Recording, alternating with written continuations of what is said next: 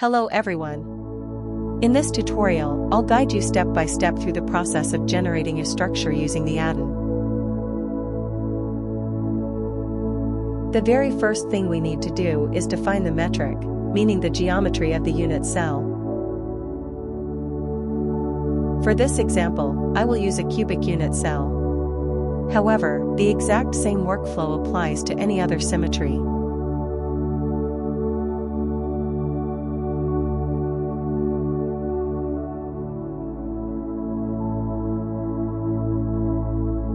Representing the boundaries of the unit cell is not strictly necessary, but it is often very helpful. It allows us to clearly see how the structure is organized in space and makes the crystallographic symmetry much easier to understand visually. Now that the unit cell is defined, let's move on and add the different atoms inside the cell. The spinel structure crystallizes in the Fd-3m space group. Let's select it and plug the metric to the space group node. Now we place the tetrahedral site at the fractional coordinates 1/8, 1/8, 1/8 inside the unit cell.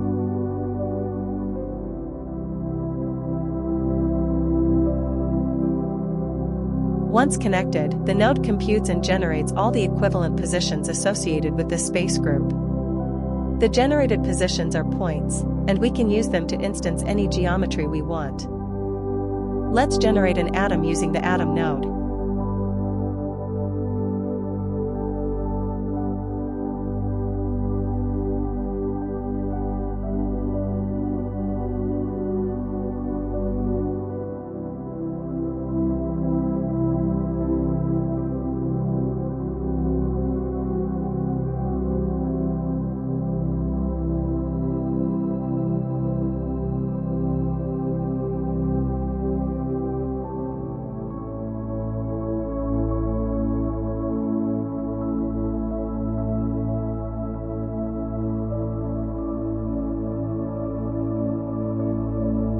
Now let's repeat the same process for the oxygen atom.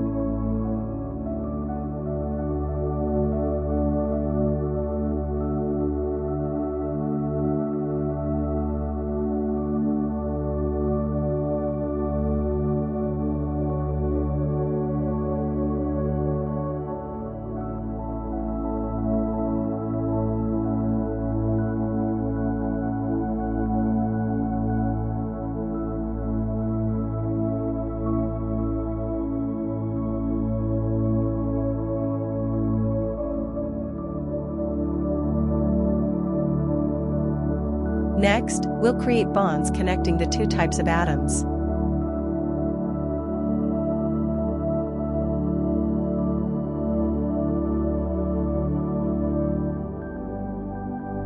You may notice that the tetrahedral bonds are not complete. This is because, for now, we are restricting ourselves to the inside of the unit cell. We can solve this issue by generating additional unit cells for the oxygen atoms, so the bonds extend beyond a single cell.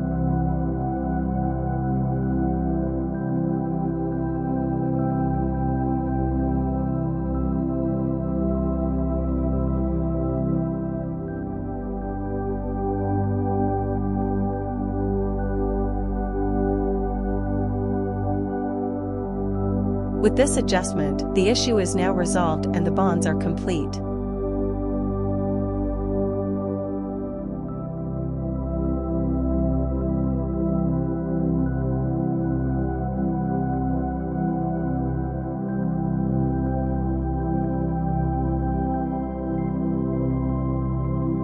At this stage, you can see that many oxygen atoms are not connected by bonds. To solve this, we simply select as the point cloud the atoms that satisfy the bonding criterion.